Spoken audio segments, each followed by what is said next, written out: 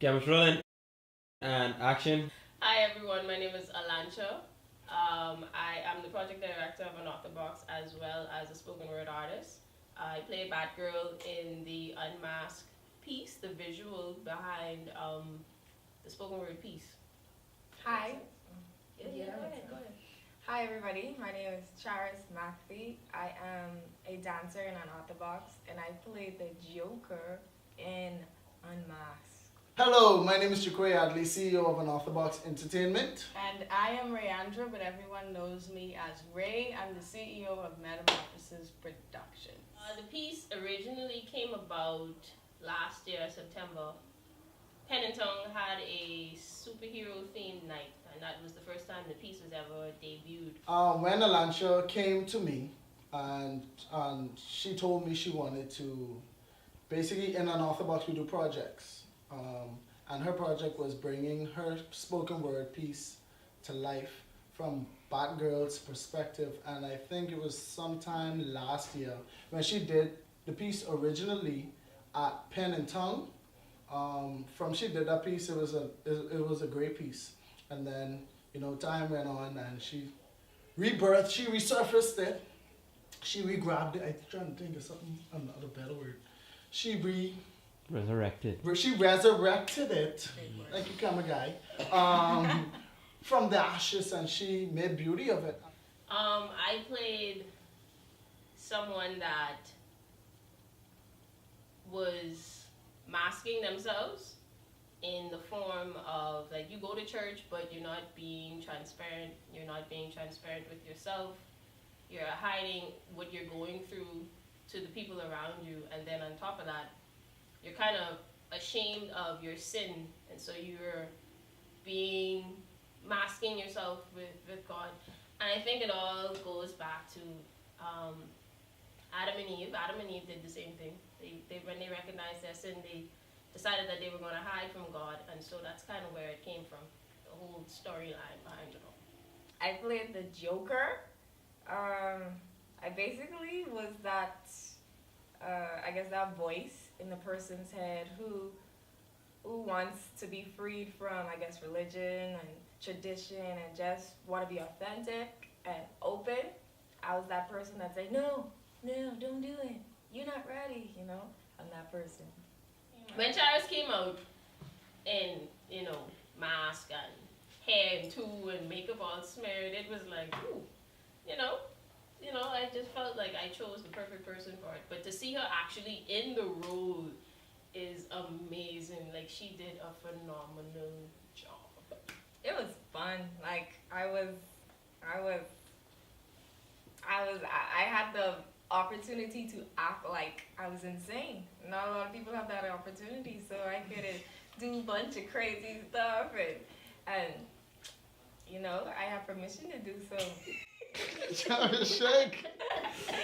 When I was preparing for the role, I had to research how the Joker looked because I really couldn't remember how he looked. And it was so cool because it was during the Halloween season, so like a bunch of flashes of different supervillains were being shown on TV. So I was able to see, a glimpse of how the Joker looked with the white and the black, and of course it's off, makeup, lipstick thing, it would be all the way up here. And I guess it was like a combination of the Joker from Batman and Harley Quinn from Suicide Squad. And so I just combined it together. And I made it into Joker Quinn. This was captured by Ray, by the way. Metamorphosis. Shout out to all of them. Me and Alancha were pretty good friends. So, Me too, me. Right. And so when she asked me to do it, I didn't think that I couldn't. It was just a matter of picking a time that was convenient for all of us to make it happen. We met up in Starbucks along with Sturmon. He came up with finalizing the concept and stuff like that. So when we met, everything gelled together. And I can definitely say that being on set and having as many hands as possible, just helping to make this project come to life was amazing, because it's one thing to have one person directing something, but when you have a group of people working on something together, you have different ideas, different people inputting and just making suggestions that, okay, this is cool, but this is how we can make it better. And so I love the entire process, and that's one of the things we do at Metamorphosis. We love the idea of taking an idea or a concept and just totally transforming it into something amazing. And so I'm happy I was able to be a part of this project, and I think we did just that. Yep. I like how you plug in a little, We have you to, know, we have to. you're transforming because, you know, we went from a caterpillar And to a butterfly. then the cocoon. Butterfly. Oh, yeah, we gotta talk about the cocoon. That's the wilderness. That's the process. Yes, very uncomfortable. Yeah, but it's necessary. It has to. Come on, somebody. Buck Ray, captured by Ray. Photography, videography, weddings, funerals, adoptions, Christening. births. Births. One thing I can say that I hope people get one thing that I can say I hope people take away from the piece is the fact that we are all in that position. Either we are presently or we have been before. And so for those that are, like, just know that God accepts you. You know what I mean? Like, even though you putting mask on, He knows us in and out, but He still accepts us. So you can put on masks and things like that, and the people around you can accept you, but He knows you for and accepts you 100% for who you are. Yeah. So that's just one thing that I hope people take away from it. Yeah, I agree with Alancha. You know, sometimes we know we actually don't know that we have on the mask, and the way we don't know is because we're probably too comfortable in the position we're in. We are afraid to move out of the box, to unmask ourselves, to be vulnerable, mainly because of church hurt, or we just don't want to share ourselves with other people. But it's not, you know, you sharing yourself with other people, it's you sharing yourself with God. And if you can't share yourself openly, it will be difficult in the private. So it's time to unmask yourself. It sucks that you go to a place where you're supposed to be transparent and open, all boarded up and with steel wall up with barbed wire fence and stuff around, and like I think it makes it even harder for people to love on you because there's power in community, and if you come for corporate worship, and if you come there hiding and what's not, it's hard for your community to help you because you're so guarded and what's not. So that's what I get from Unmask. And even at the end of of the video, she says something along the line of don't judge me. Which superhero story are you depicting? So it's like even though I'm bad girl and I'm hiding behind something, you can't judge me because you're dealing with something too. And that's one of the biggest problems we have in the church, where superheroes are pointing fingers at other superheroes when the mission's supposed to be the same, to save civilians, to save people, you know, to help each other, to uplift each other and what's not. So I think the piece was very powerful to me. What about you? I agree. I think it is relevant, extremely relevant, especially in these days because, and you guys did a piece not too long ago, the short film, done with people leaving with the CJ. church. And Shout out to CJ. Hey CJ. But yeah, I think like Jaquay just said, people come in churches and they're just wearing everything but themselves, their true selves. And I think when you go into a church, it should not be that way. I personally believe that when I go to church, it should be someplace I can go and I can be loved and welcomed, not necessarily saying that you go someplace and they condone everything that you're doing wrong, but they will love you enough to see you get through it.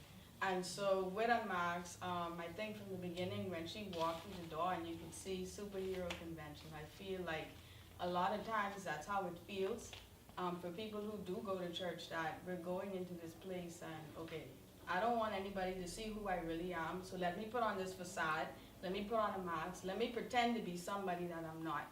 One, because it's a whole lot easier. It's very, very difficult to be vulnerable. I think especially in the church, because, you know, a lot of things are happening, like church hurt, people gossip, judgment, all kind of things that should not be happening in the church. And so I think that one of the most powerful things to me about the piece is, and I suck at remembering things for verbatim, so I'll just paraphrase it the best way I can.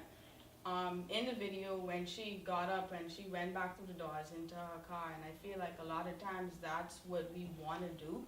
When we get in uncomfortable situations, we kind of just want to press rewind and then go in a different direction instead of embracing what we're feeling and moving forward. And so, yeah, I think it was amazing, and it spoke to me personally, because I remember when I was at that point in my life, just going to church and not wanting to engage and just going because it's something that you do. But thankfully, oh no, we ain't going there. Sorry. Mr. Testify. Somebody get the offering pan. Somebody get the offering pan. Yeah, no, so we've just got that.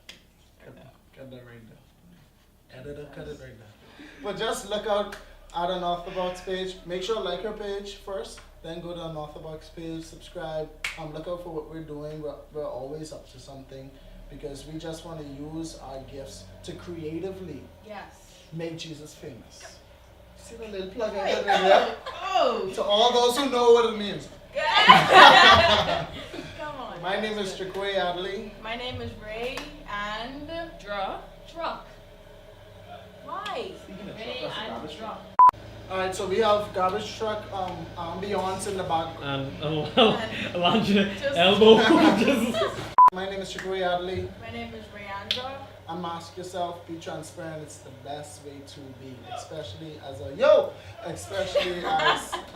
child of God. Just take off the mask. My name is Alancha. My name is Charis. And we My name is Alancha. My name is Charis. Sorry, I forgot my She name. almost forgetting you. My name is Alancha. My name is Charis. And Yo, and we are unmasked. And we are unmasked. My name is Alancha. My name is Charis. Take off the mask. That's what I have to say. What you got to say? Unmask yourself.